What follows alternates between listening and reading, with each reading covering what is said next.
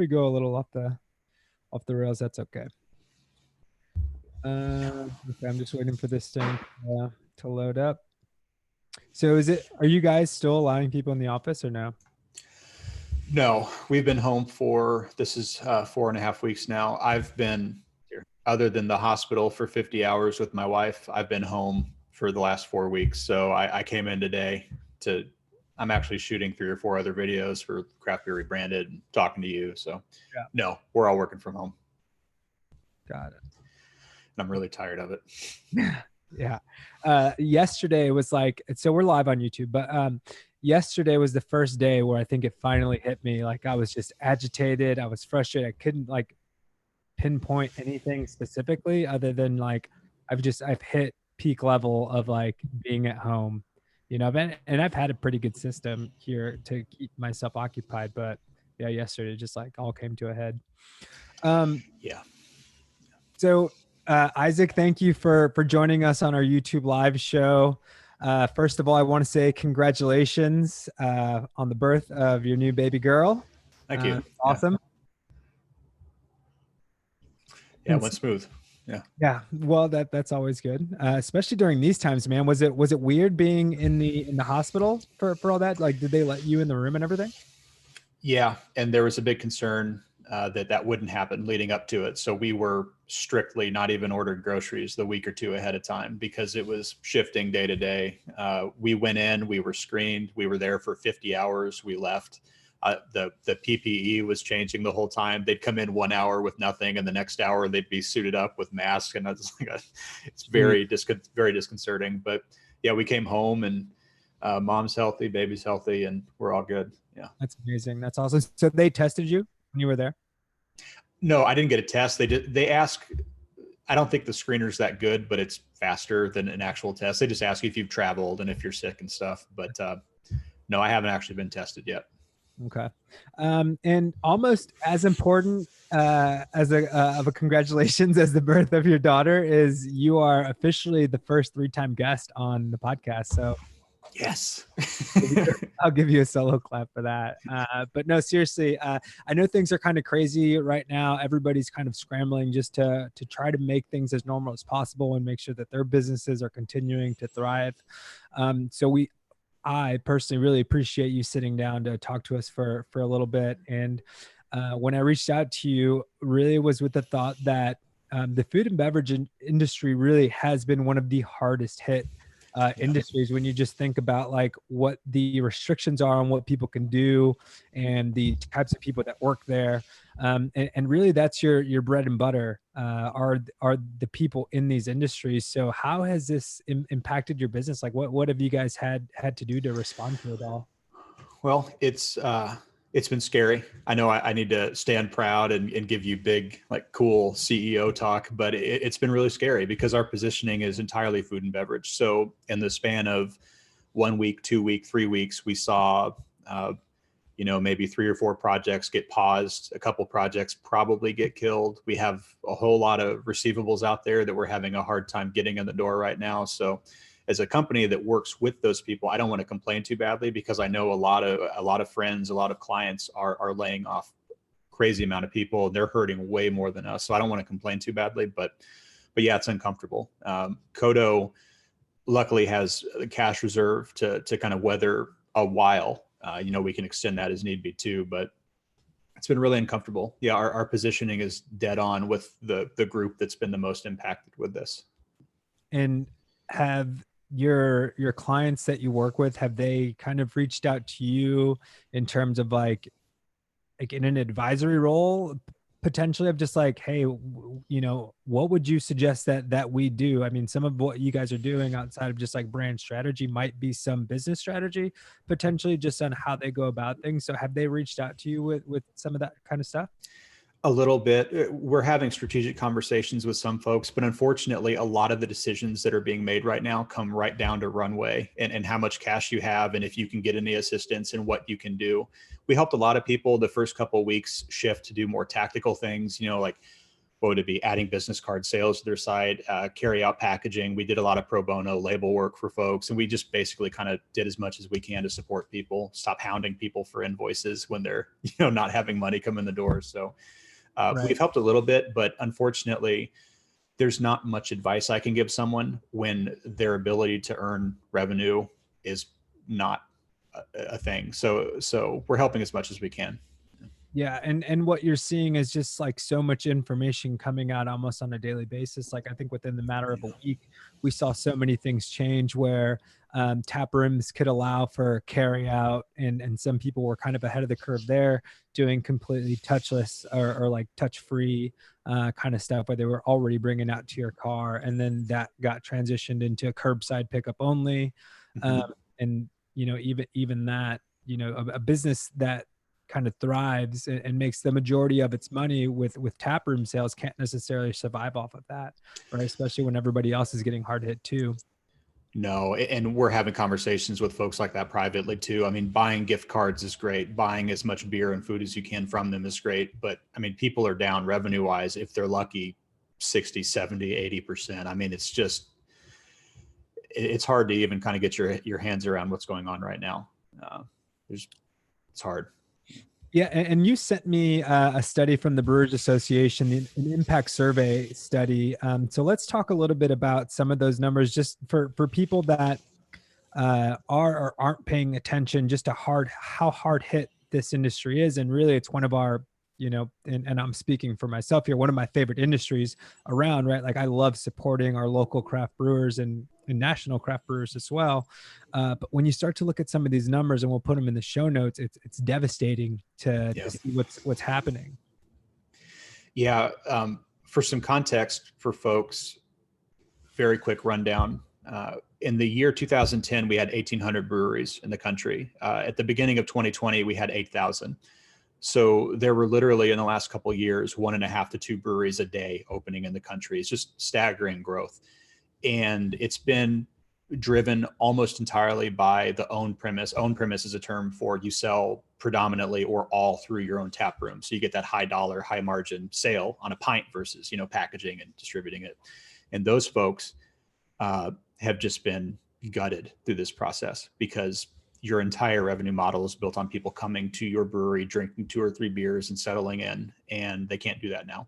And so you have a lot of people that maybe didn't package that are completely caught off guard. They can't shift. And I don't have the numbers off the top of my head, but I remember the one really, really devastating number, which was the BA asked, I think there were 500 or 450 members that responded. And of that number, 46%, I think, said that they could only stay in business for 1 to 3 months if this continued as is.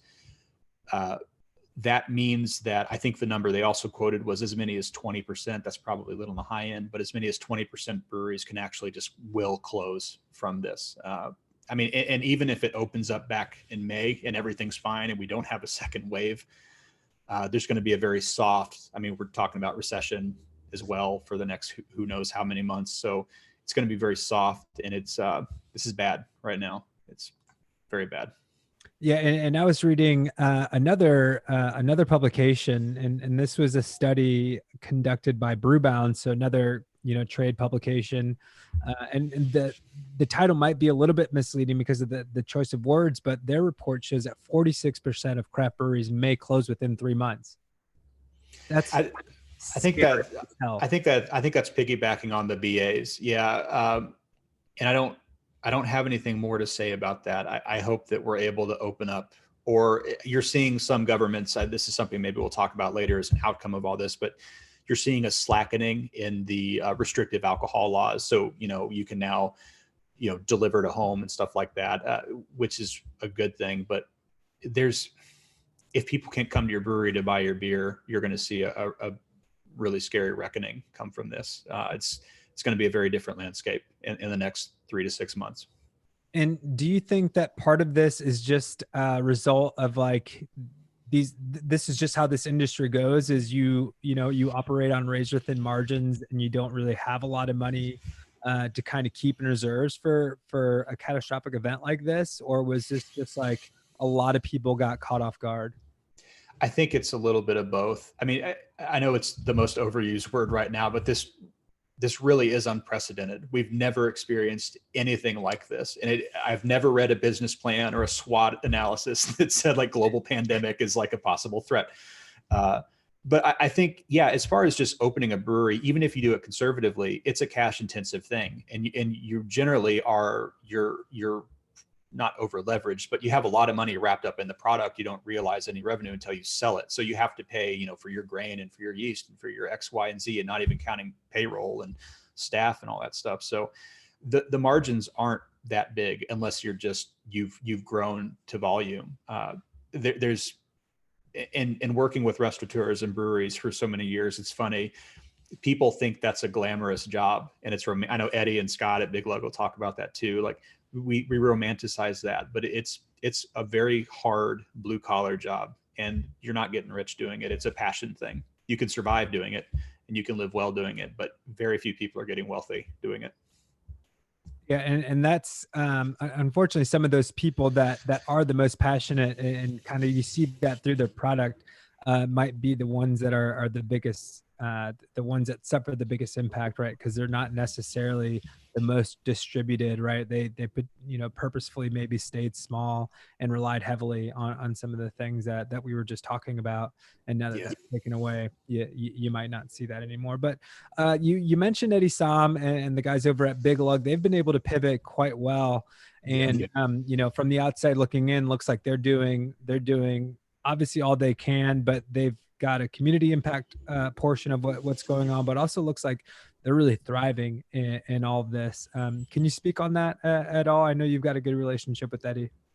We could take zero credit for any of it. So I want to start out with that was Ed and Eddie. So Eddie's dad, and they were looking as a restaurant group, what they can do to serve the community. I was involved in some of the early conversations about branding the program and stuff like that. But again, I don't want to take any credit for it. And every conversation they had just surrounded how can we help our team, our staff, and our community thrive through this. They weren't even really talking about staying in business, which obviously everyone's worried about, but they were talking about how can we use our current model to meet these needs. And the need that they had, the need that they were able to meet, was that it was at the beginning. I think we're starting to see a leveling out of it, but with everyone panicking and going to the grocery store. I mean, I remember going to the grocery store a week into this and just seeing empty shelves. And that was my oh shit moment, because that's not a thing that you see very often. And Eddie and Ed had the infrastructure to shift to basically a brewing company and restaurant company, a group that now sells groceries, which is amazing. They could fire me tomorrow and they will have my business. I'll buy from them for the rest of my life because of what they're doing right now. It's amazing. Yeah, it's been really, really cool to see, and even more so to see the community kind of respond by like overwhelmingly supporting them. So how do you think that once we get on the other side of this thing, and we really don't know truly how long the impacts will be, because I think that there's going to be a ripple effect of even just people being afraid to gather, even when the economy does open back up. But how is this going to change the industry? I'm starting to see just in my own mind parallels between the housing bubble and when that broke. We can kind of look back reflecting now that there might have been a brewery bubble, right? Like they were just opening up at such a rapid pace, like you mentioned. Is there going to be a huge slowdown once we get on the other side of this thing? Or do you think that curve like will continue to trend up? Well, I think you're definitely going to see a slowdown. And I should mention here, a lot of the things I'm about to say are conversations CODO's had, but I'm also pulling directly from the Brewers Association because they have a little more knowledge on the macroeconomic scale here. So I think at a minimum, you're going to see an enormous wave of closures. As I mentioned, the BA said it could be as many as 20%. That is catastrophic. I don't know if it's going to be that much, but there's going to be a lot of shutdowns.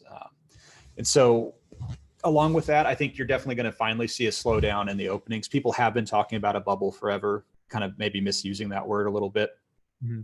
Bubble speaking more to the, if I understand the definition correctly, an artificially high price and there being a bubble on that versus just a sheer amount of them. But it doesn't really matter. The conversation is how many breweries are opening? Can we keep sustaining it? And I think that CODO working with 1 million breweries over the last 10 years, I think you're going to see a definite slowdown in that. I think that downstream, you're also going to see a lot of bars and restaurants, like we're already talking about. You're going to see those guys close as well, which will further hurt smaller breweries that are able to survive through this because of their losing accounts. What else could happen? There's a lot of talk right now about potentially seeing a return to flagships through this. And that'd be particularly the established regional kind of legacy breweries who were interestingly struggling to stay relevant even a couple months ago. They're now seeing these huge spikes in off-prem through grocery and stuff like that. Now, you could argue that people are just buying what's easiest in a large volume because they're locked at home. Right. And the thinking is, this is from the BA. This isn't a CODO theory. So I'll just kind of parrot what they're saying and give you my take. So when people grab a Two Hearted or a Fat Tire or a Pivo Pills or Sierra Pale Ale, a lot of the beer drinkers now that have maybe avoided that stuff through ignorance or just because they wanted to buy local, they might realize how good that beer is. Now, I'm not sure I buy into that entirely because the variety and exploration that has kind of driven craft beer, I think will still be there. It economically may be a little tighter, but I think that ethos and that spirit will still be there when we're on the other side of this. Do you think that you'll see a future in this where, bigger breweries like an AB InBev starts buying people up that were doing really well, but don't really necessarily have the means to stay afloat through it all, and make some acquisitions that way? Or like maybe even a possibility where some of them start to form some sort of groups, kind of like, gosh, who is that? The brewery out of Colorado, they formed like a coalition or something like that, where it was a couple bigger breweries. Do you see more, maybe more things like that going on as well, possibly?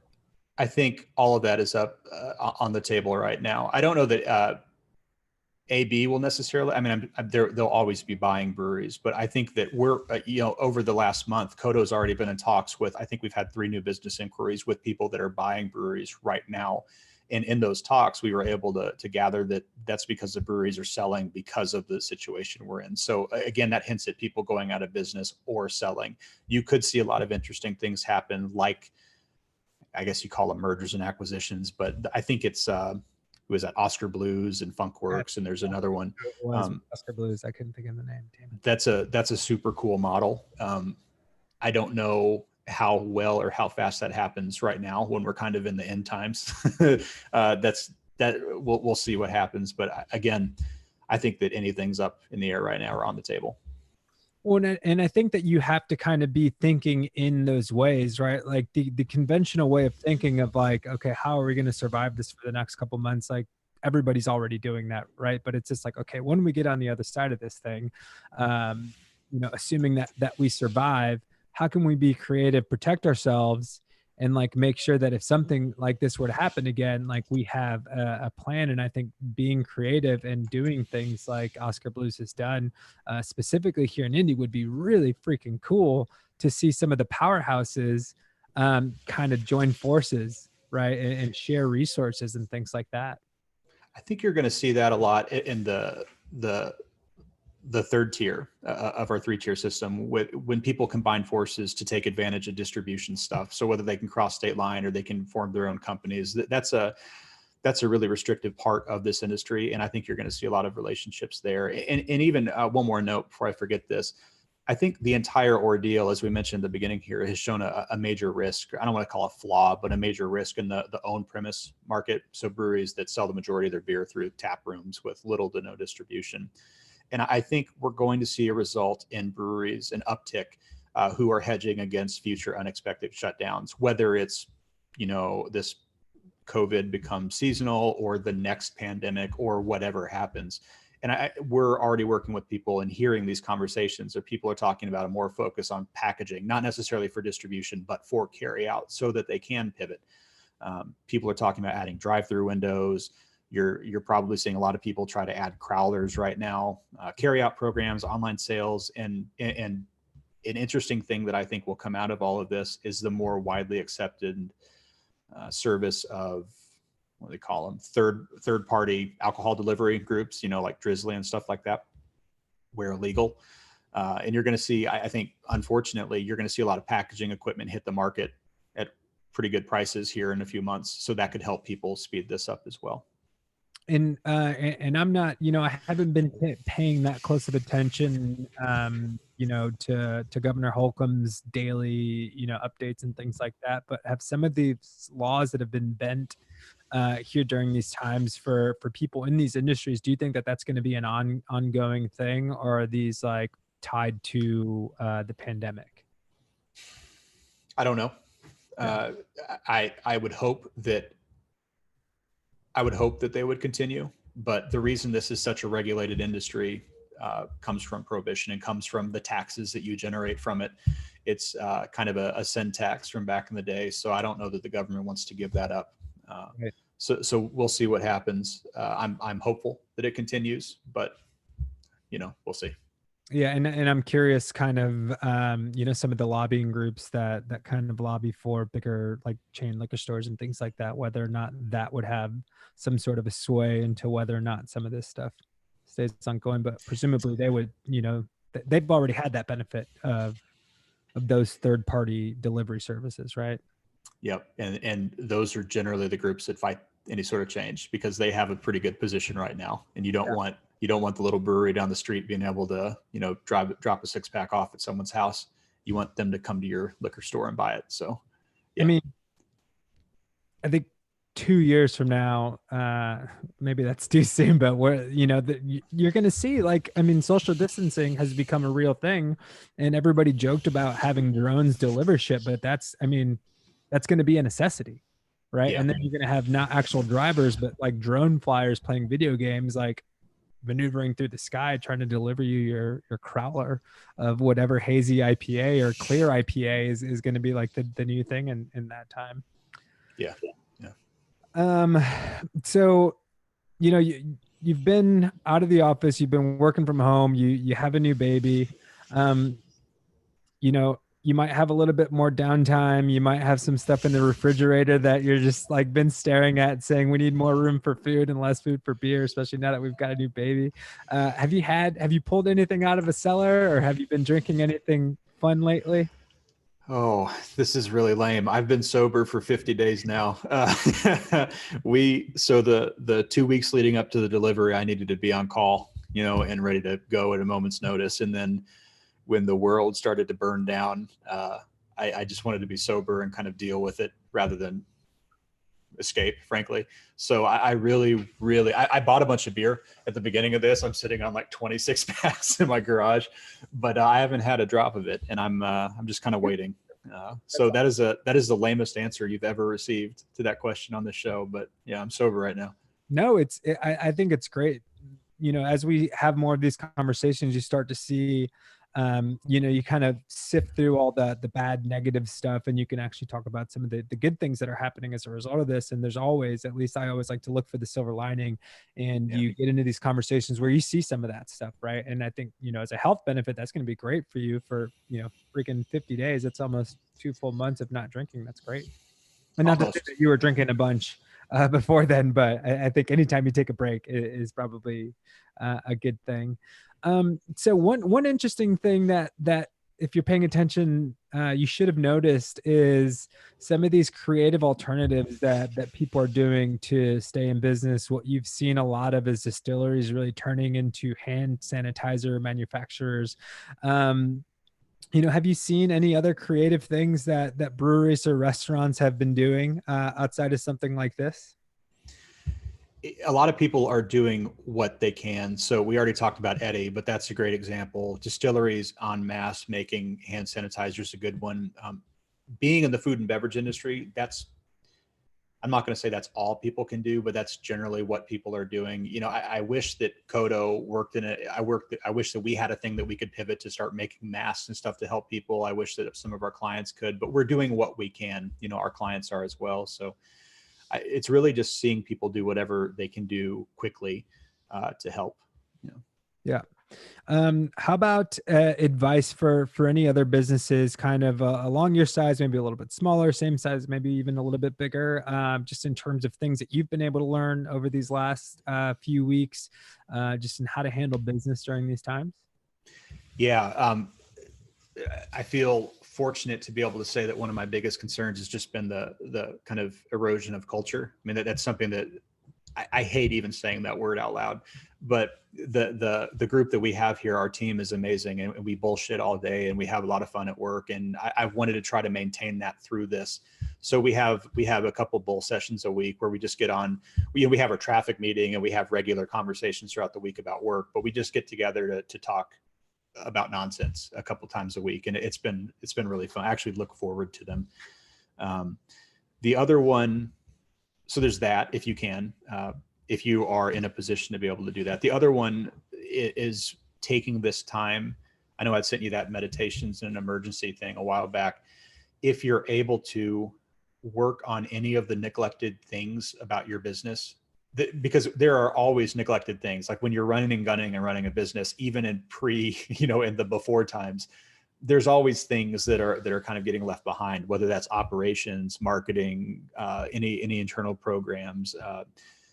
It can be as boring as key vendor relationships or as big as your service offering itself. Try to use this time to work on those things and come out stronger. Don't use it. I mean, I've kind of gone through the panic and the depression and now I'm just kind of angry, all these different stages of like what's going on in this stuff. And I'm kind of angry and channeling that into like, we're going to come out stronger than we were before.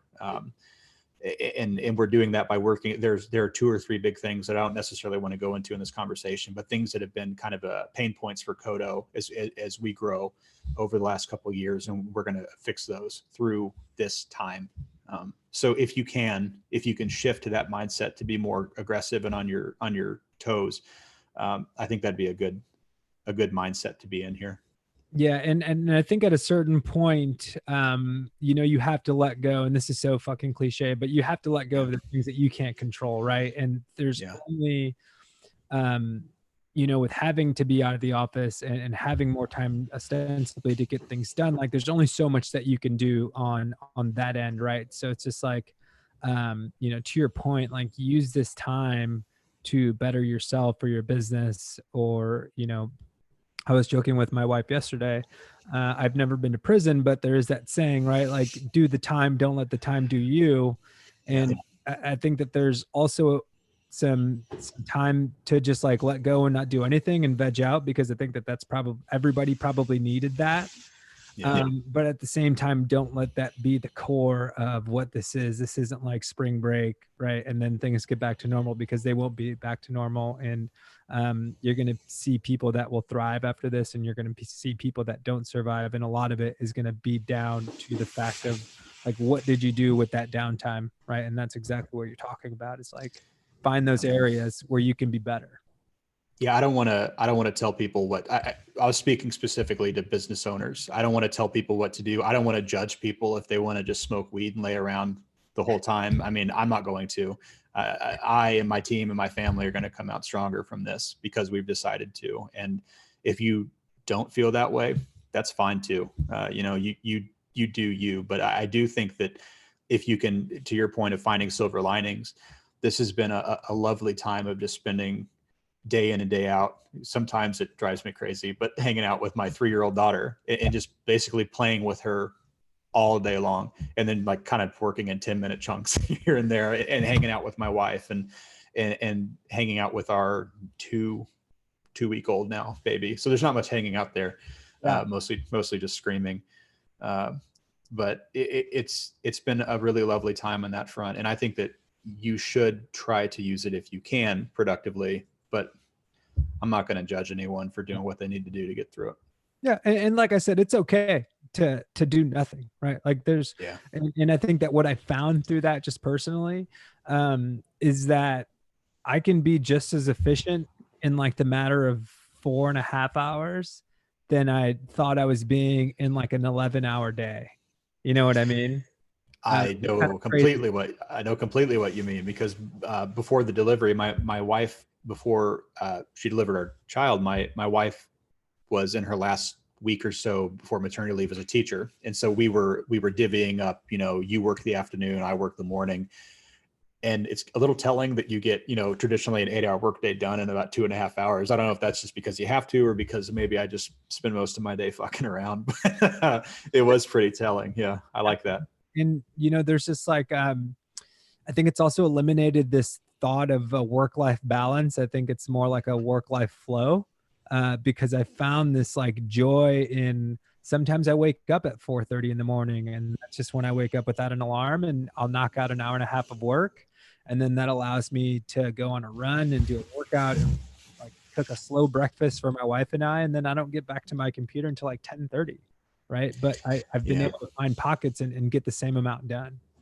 I've always, similar to that, I'm big on lists, and I always have kind of like, there's always the 2 or 3 things that have to get done on a day. You can call it a power list or a checklist or whatever you want to call it, but that's kind of been the thing that guides me. So if I get everything done in an hour or two, everything after that's gravy, or I can just go home. Like I kind of have the luxury as a business owner of doing that, but that works really well here when some days I might not be able to work because my 3-year-old is having a tantrum and I just have to hang out with her. Like it's just what we're dealing with right now. And you mentioned in that piece, meditations in an emergency. That's what it's called, right? I just want to make sure I didn't say that incorrectly. Yeah. You had quite a few books, and I actually just ordered about $100 worth of those on Amazon before our conversation. Give a couple recommendations of some of your favorites. Obviously don't have to go into that entire list. And if there's stuff that isn't on that list that you want to talk about that you've been reading that you've enjoyed, give us some recommendations. I'm going to pull up the list. I'll give you guys some recommendations from the actual meditations piece, which is specifically geared towards helping you thrive from a business standpoint right now. And then I'll talk about kind of what I'm reading, just fun stuff too. So I think Building a Story Brand is a book that I read for the first time late last year. That's a great brand, or a great book for people that maybe don't know much about branding. The Hero and the Outlaw for people that know about branding but want to get a little deeper into it. That's the idea of using archetypes to tell your brewery story. Blue Ocean Strategy is always a phenomenal book for positioning and helping people think about how they can achieve categorical differentiation.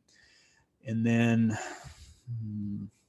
I guess I should say Craft Beer Rebranded. I didn't want to put that in there as a plug in our piece, but if you are reading all these branding books and maybe you want to think about your own branding on your own while you're using this downtime, we have a workbook component, which is really the big reason I suggested that. And then some business books. Setting the Table. I think I have a copy up there. I've given that to like 10 different clients and friends. It's by Danny Meyer from Union Square Hospitality Group. It's a phenomenal book. So Setting the Table, The Goal is a super dorky book. It's written this very vague factory, and it's a guy that has a mentor that has to kind of figure out how to solve their production problems. It's the dorkiest book I've ever read, but it's actually one of the most valuable because it's really applicable to any business at all. And then, Fabian, you told me a couple of years ago to read Writing Without Bullshit, and that's become a yearly reread for me. That's a phenomenal book.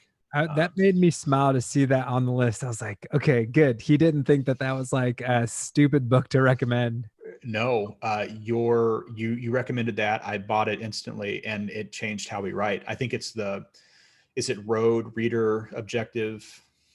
I don't remember. I sound like an asshole now, but there's a framework for how you are writing and thinking about the end reader that better helps. A couple other books, Essentialism. I think that's like a very popular, Greg McKeown, very popular podcaster, guest, New York Times bestseller type pop thing, but it's a phenomenal book that helps you focus on what's important and what's not, especially if you're a business owner or if you are just a busy person. It helps you kind of shed a lot of the bullshit that we deal with on a regular basis. So go read the article. It's Meditations in Emergency. Like I mentioned, or like Fabian said, we've got maybe 20 recommendations in there.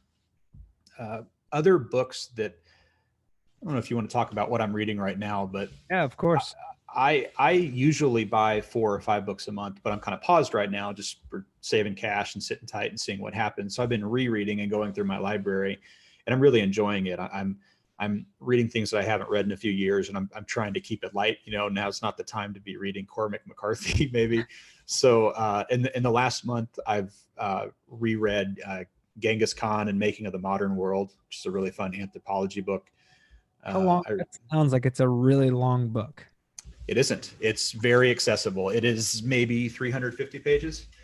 And the reason I like it is that I hate when people describe books like this, but it's a very breezy read. It's easy to get into. And if you've ever listened to Dan Carlin's Hardcore History, the 5 or 6 part series on Genghis Khan, I think that's actually a lot of what he based that podcast series on, this book. So it's fun. And it has nothing to do with pandemics. So it's a lot of escapism. It's good. I reread this every year, but Meditations by Marcus Aurelius, when this all kicked off. Read a fun book called Emergency, which is by Neil Strauss, and it's basically him becoming a prepper, which is funny. Kind of reading that at the beginning of this. It wasn't even so much a prepper as just like kind of losing all faith in the country that he lives in. So that was a fun one. And then I'm currently rereading Sapiens. So that's one that most people have probably read. And then I want to give 2 more recommendations. Boss Life is probably my favorite book that I've read in the last 10 years. And that's because it's a business book technically, but it is the furthest thing from being a business book that you can get, because it's in 2012, Paul Downs, he's a furniture maker. He was running a company, still is today, as far as I know, that was going out of business. And he was contacted by the New York Times to kind of write about a month-to-month breakdown of what that looked like. And it was, at the time that I first read it 2 or 3 years ago, the closest version of what running CODO was like on a daily basis, because you read all these fancy business books like E-Myth Revisited and I don't know, Ray Dalio's like Principles. You read these big tomes that talk about how you should run a business, and it's like, that's great, and I get a lot from those. But then at the time that I read this, CODO was not those things at all. It's a shit show. We've cleaned a lot of stuff up over the last few years, but Boss Life is a lovely book. And I reread that 3 weeks ago when at that first week we were staying home, just for some perspective. And it made me feel really good, because he's down to a point where he's like potentially going out of business in 15 days. Like, he's got a cash count of that tight. So that's a fun read. And then the final one would be, this is a book that everyone on my team has read, and this is not a business book at all. It's just so good. It's called Bad Blood. Have you heard of that, Fabian? No, I just know the Taylor Swift song. That's why I read it. No, Bad Blood is about the Theranos startup, and I think they're making a movie. Yeah, this is a #1 bestseller. This isn't like a tiny little obscure book, and the book is unreal. It's journalism about that entire startup, their ascendancy, and then their demise, and it's an amazing book. Yeah, the doc on HBO was really compelling, and I've heard Rogan talk about Joe Rogan. I actually don't know him, but his name is Joe Rogan. I call him Joe. He talked about listening to a podcast that Wondery put out about the kind of the same topic. So that's on my list to listen to. I will tell you, I'm looking at my Amazon order. I bought Boss Life, building a brand, or building a story brand made to stick, and The War of Art. And I just sent Jared a text to see if I can borrow his copy of Shoe Dog. Shoe Dog, man. I'll add Shoe Dog to that list too. That's about the founding of Nike, and I had no idea how it's cool to see maybe one of the most iconic brands on the entire planet, how scary it was running that company for, I think they were 15 or 20 years before they went public, and no one was making money. And it was just an amazing, amazing book. Killer story. That's awesome. And I'm going to ask you one more question, but I want to shout out 2 books since we're just giving recommendations. The Third Door by Alex Benayan is amazing. I would recommend that you listen to that one. He reads it and it's amazing. So buy the audiobook or listen to the audiobook. It's called The Third Door. And that's about a guy who hacked how to win The Price is Right, and he won. He leveraged the money that he used so that the prizes to sell for cash, and then went on this journey to talk to the most successful people in business and got their story on how they use the third door to get to where they are. So they didn't go through the front door, which is like where 90% of the people go. They didn't go through the back door where, you know, the people that were born into money and privilege kind of go through. They found their way through like this secret window by knocking on a door and running away and just kind of busting in through this third door. So it's really interesting. And the audiobook is great. And then the other one is Can't Hurt Me by David Goggins. If you want somebody to put you in your place and make you feel like you're definitely not doing enough in all areas of life and just like completely push you, this book literally changed my entire mindset. And I don't wake up a single day after reading that book where I don't feel different. So those two books are great. But really the important question before I get you out of here, unfortunately, Cody wasn't able to join us today.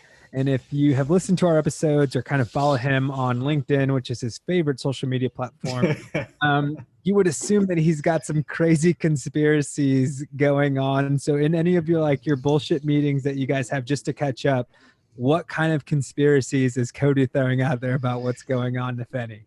Cody's really big on 5G right now, which I don't even know what 5G is because I don't care about any of that shit. But 5G is causing the virus. 5G is the virus. I'm not really sure. I don't track too much of it. I kind of mute when Cody's talking about that stuff. But yeah, big on 5G right now. That makes me happy that there was an actual answer to that. Well, there is. Yeah, there's always is. Yeah. Oh, wonderful. Okay. Well, dude, thank you so much. This has been awesome. Is there anything that you want to get out there that I didn't ask that you want to make sure that people know, whether that it's advice or a resource or anything that you guys are working on that you want to plug? Anything at all? Just stay strong. This is going to pass. I know that we talked about at the beginning, or I don't know if you recorded or not, but you're feeling agitated right now. That actually hit me in the last week as well. This will pass, and we will be back to some sort of normalcy at some point. So just hang in there. Awesome. Well, dude, thank you so much. Congratulations again on your new baby girl. That's so amazing. So happy for you guys, and even more happy to hear that everything went well and you guys made it out of there. But yeah, and congratulations, third time guest. Yes. Maybe we'll make it 4. I think we've already talked about this, but I think you'll be a 4-time guest coming up in the future. So, dude, stay strong out there. Keep on doing what you're doing, and thank you so much. You too, Fabian. Thanks, brother. All right, we'll see ya. See ya.